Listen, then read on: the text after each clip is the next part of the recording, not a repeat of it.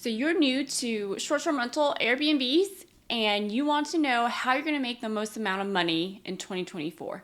In this video, I'm going to go over 5 things that no one told you from somebody who's been doing it for years and years on what it takes to make money in 2024 with Airbnb. Okay, so here's a T. If you want to learn how to do short-term rentals on your own, don't do it remotely. Like, don't buy a house out of state, somewhere you can't get to, and try to do short-term rentals, Airbnbs with it because you heard that Gatlinburg is a great place or Orlando is a great place. Like, start in your own backyard. Start close to you because you don't have to be in a vacation destination to have a really profitable short-term rental. You can be in a city metro market like I'm in Cincinnati, but like Kansas City, Charlottesville, like any other metro market are also good for short-term rentals. So as long as there is demand for that type of property in your area, don't do it remotely because it's very hard to learn how to run a short-term rental. And then when you're trying to do it remotely where you don't know the area, you don't know the neighborhood, you don't know any contacts, like any contractors, any handyman, any cleaners, like sure you can get recommendations, but really being there is how you learn how to do short-term rentals.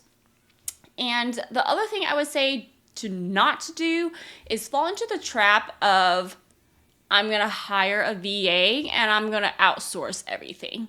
So when you're starting out, I'm a big believer in learning to do things yourself so you know what it takes to do this work. So hiring somebody who is going to do, for example, your communications or pricing like remotely with a VA is really difficult if you don't have systems in place, if you don't have metrics to say, are they doing a good job? Are they doing it right? And are they following the processes? Because then they're kind of on their own free reign doing what they want to do because they think that's how you should do it. So unless you're hiring for expertise, I would suggest that you do it yourself. You learn what does it take to manage a short-term rental? What does it take to find a great cleaner? What does it take to vet guests? And then once you go through those steps, then you can outsource it. But don't start off outsourcing everything. And I know there's so many people out there saying like, yeah, you can just do all of this with 4 hours a week or 2 hours a week with a VA. And I would say just do not fall into that trap because unless you have processes and the experience set up in place, you want to know how to do it yourself so you can measure if they are even doing a good job, if you're going to get the results you want. And hiring somebody when you don't understand the business yet is not setting up your short-term rental or your business for success. And it's okay if you don't live in a vacation destination. When I say start close to you, if you live in the metro market, in the city, in the suburbs, there are still demand for short-term rentals. And I actually prefer being in the urban metro market versus all vacation rental markets because you have other alternatives like midterm rentals. So there may be people who are coming into the area because they're there for work, they need a few months to stay. Or they're like traveling nurses, they need places to stay. They're relocating into the area, they need a few months to stay. So midterm rentals are like 30 days plus. So you have the option to say, I want to rent this short term, 2 days a week, anything less than 30 days. But you also have the option to rent it for 30 days or more.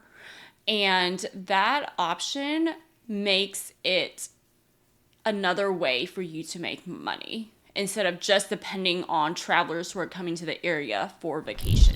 So another way to keep it simple at the beginning is buy something close to you, but also do it with very minor work up front. And what I mean by that is don't buy a house where you have to renovate a lot. Like you have to take it down to the studs and do a whole bathroom renovation, do a whole like kitchen remodel, like starting with something simple that still looks good. Like you want to make sure the property is ready to work as a short-term rental, but it doesn't need a lot of construction work, because that is going to distract you from, first of all, starting the short-term rental up as you get started, because now it's going to take longer for you to have your property up and running. And then at the same time, you have to learn how to rehab. So unless you already have contractors in place, you know what kind of work needs to be done or how that work is supposed to look like, waiting like 2 to 3 months to start off on a short-term rental after you do some renovations, it just adds more complexity. And at the beginning, when you're learning how to do short-term rentals, it's really important to just start it and learn as you go, but don't make it super complicated at the beginning. So start close to you and don't do huge renovations up front. And a second note to this is short-term rentals is not a passive investing strategy. You're not going to just sit back and money comes in every single month. It's very active because of the turnovers, the cleaners, keeping the house in shape, restocking everything. I mean, there's a lot of things going on with a short-term rental because it is a hospitality business. And if you don't want to learn how to do it, like you don't want to learn how to manage it yourself, or you don't want to start a property management company, then I would highly recommend that you let a very good professional short-term rental manager do the work for you. And that will become very passive to you. So if you just want to be in it to make money, then a short-term rental manager would be very good for that. And a short-term rental property manager who is really good at what they do are going to make you a lot more money than what they are going to charge, what their fees are. So you're not really saving money by self-managing. You are getting a lot of expertise, systems, the experience up front, and they will make you more money than what you could if you just did it yourself with no experience. And there are different ways to look for good property managers. My biggest recommendation is take a look at the guest reviews. There is nothing that says the truth like the guests.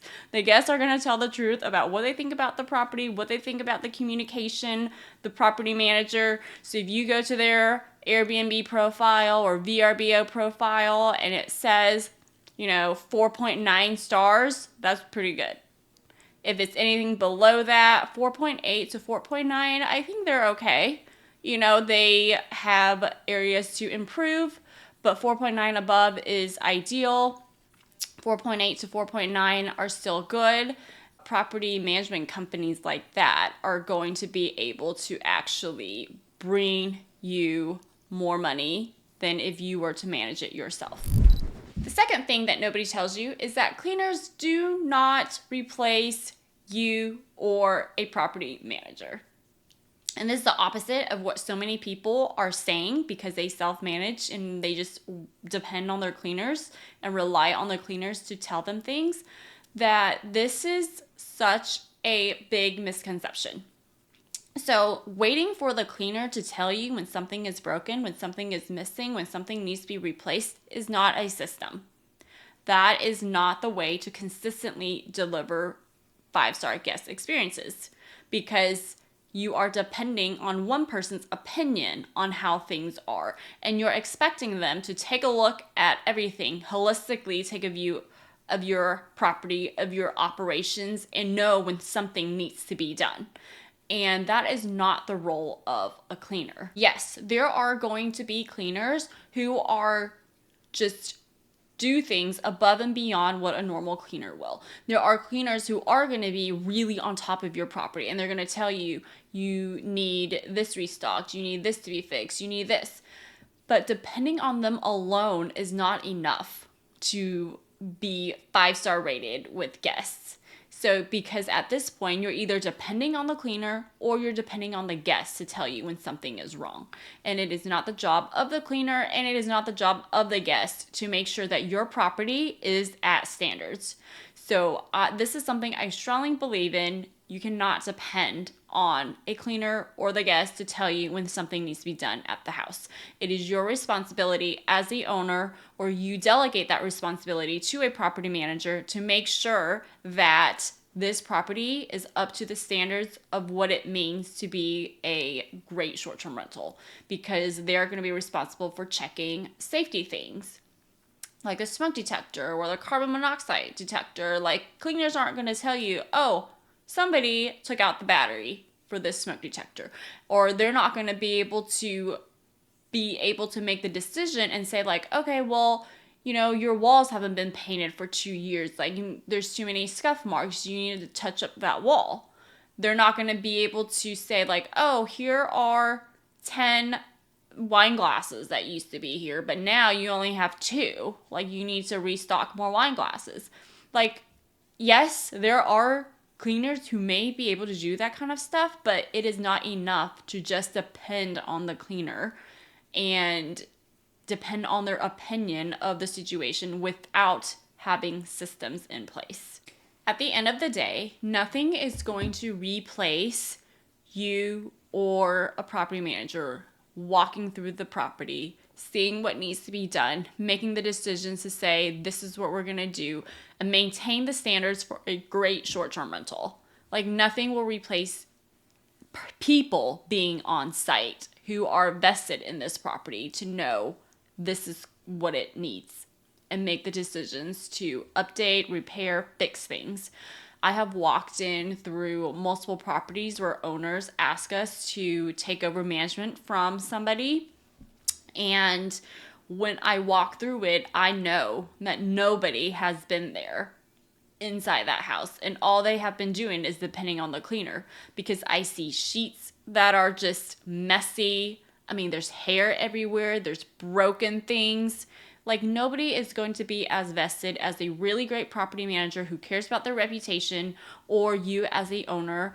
And it's really important to have checks in place and people who understand what you're looking for to go and walk through the places. And the third thing that nobody tells you is that a house in desirable location with the best interior finishes are going to make the most money. Or said another way, a house with a super gorgeous interior design, interior finishes in an undesirable location will still not make as much money as you think it will. Because location is everything at this point. Location is the base. Location is incredibly important. On top of that, it needs to have great interior finishes and interior design of how the home looks to the guests and how comfortable it is. And do not settle for a home that you think looks okay or is in an okay neighborhood or an okay area. Like, don't settle for anything less than what is the best, in my opinion, because in 2024, there is so much supply of short-term rentals. I mean, there are huge increases of listings all the time, year over year. And to really be profitable and make the most money with short-term rentals in 2024, you have to have all the factors on your side. Don't give guests a reason to not stay at your home. Like, you need to have everything that makes this guest say, yes, like, I want to be here. Your home is in a desirable location. You have great finishes, and the inside have very comfortable amenities. And it's just really important now. It's more important than ever. I think during COVID, during 2020, 2021, there was not enough demand. There was not enough supply to keep up with the demand of the short-term rentals. So everybody just made so much money, regardless of what it looked like. But now there's a lot more supply. There's a lot more competition, and your property has to stand out. And the ones that are going to stay profitable and continue to be profitable through the future, 2024 and beyond, are the ones that guests love. A great product, a great home, guests love, and they're going to keep coming back to. So just remember, a house in an undesirable location with great finishes is never going to overcome a bad location. I mean, you cannot change the location. If it were anything else in the home, you can change it. You can repaint, you can remodel the kitchen, you can remodel the bathroom, but you cannot change the location. So just remember that as you're looking through different homes. And the fourth thing is, before buying a property, have a realistic revenue projection on this property. And I emphasize realistic because there are so many people who buy homes, and this is one of the biggest mistakes I see owners do, is they buy this home with this very high expectation of how much this property is going to make, because that's what the agent told them, that's what the realtor told them, or that's what their friend was doing in the area. And every house is different. So it's very important to look at the house on a case-by-case basis and have a really realistic estimate on what this property is going to bring in.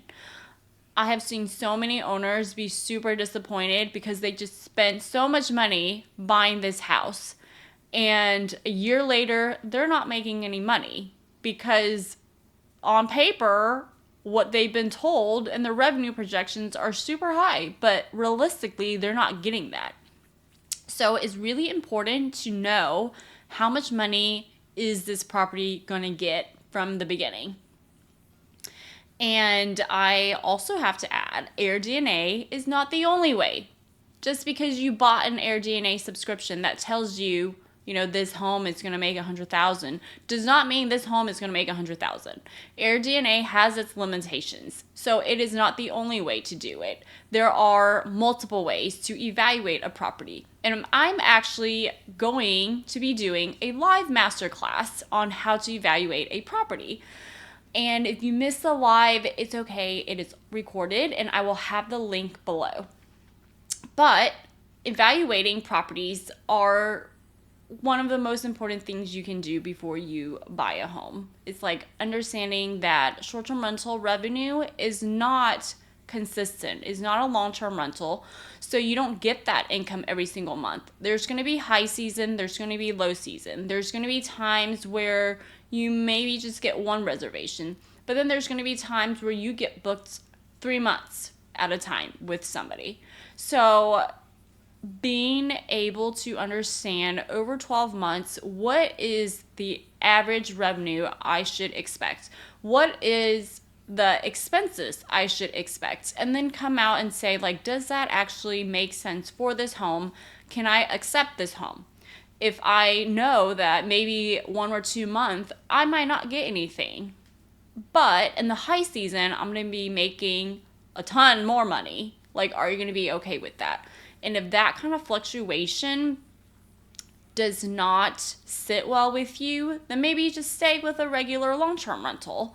In the short-term rental business, it is going to fluctuate. It is not a flat line. Expect this dollar amount every single month. And a last tip to add on, number 4, is have a backup plan. If regulations change for short-term rentals in that area, if something happens and you want to convert it into a long-term rental, or you can't do short-term rental anymore, what are you going to do with that home? So if your only option is to do a short-term rental and that's the only way the numbers work for you, please take that into consideration when you are purchasing, because things happen. For example, Dallas banned short-term rentals. There's regulations coming everywhere. So in addition to knowing the regulations before you purchase and having good estimates of what your numbers are, it is also important to have a backup plan. What are you going to do if you don't get any revenue for a few months? What are you going to do if regulations change and now you can't do short-term rentals? What are you still able to support this property, this house? Or do you need to do something else with it? So just have some plans. Think through that up front. Is going to help you so much as you get into doing short-term rentals. Okay, so the fifth thing no one will tell you is that there is no magic pill, there's no magic formula. Anyone can do short-term rentals. So if you have this intention, like you know inside yourself that this is what you want to do. You want to do short-term rentals. You want to learn how to do it. You want to make this the way you're going to make money for yourself. Anybody can do it. Like, there is no secret sauce that somebody has but you don't have. Like, anybody can do it. And it's a skill that you acquire just by doing it over and over and over again. And like with any skill, you're probably going to suck at it at the beginning. But it takes practice and just getting started and just doing it. And once you do it for a long time, you're going to get really good at it. So just like any skill, it takes practice. So this is your sign to get started. If you're looking for permission, you're looking for approval, you just want to get started, but you don't know how, like, this is your sign. Just get started.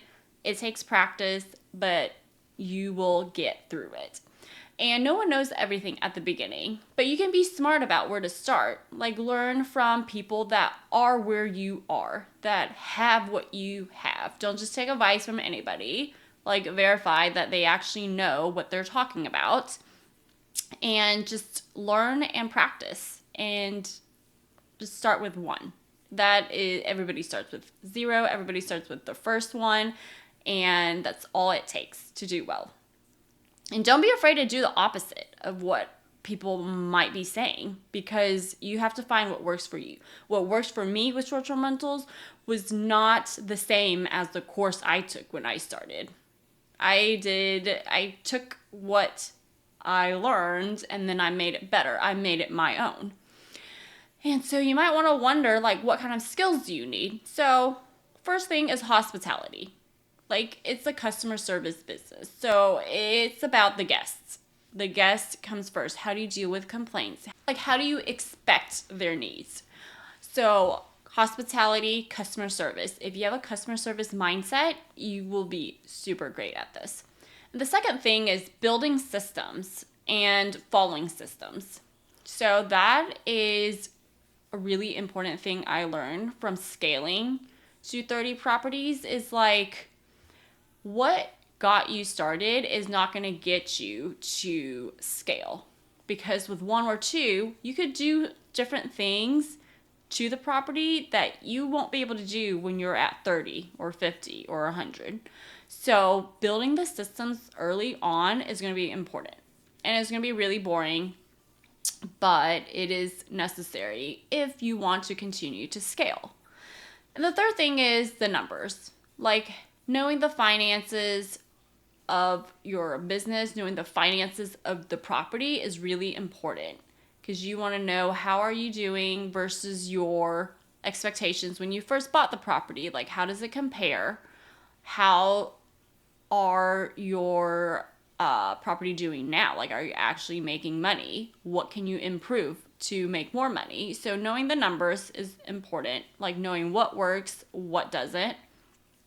And then the fourth thing is, like, knowing when to hire, train, fire.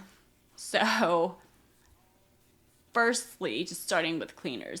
Like, it just takes so long to find good cleaners and train them. But also knowing, like, when to fire them, like when it's just not working out anymore. Or it could be other people on your team. Like, if you're starting to hire VAs, anybody else. And the last thing is, when you start out, you don't need anything fancy. There's so much technology out there right now that you could buy in the short-term rental industry. Like, so many property management software, so many pricing software, so many lock software, so many guest guidebook software.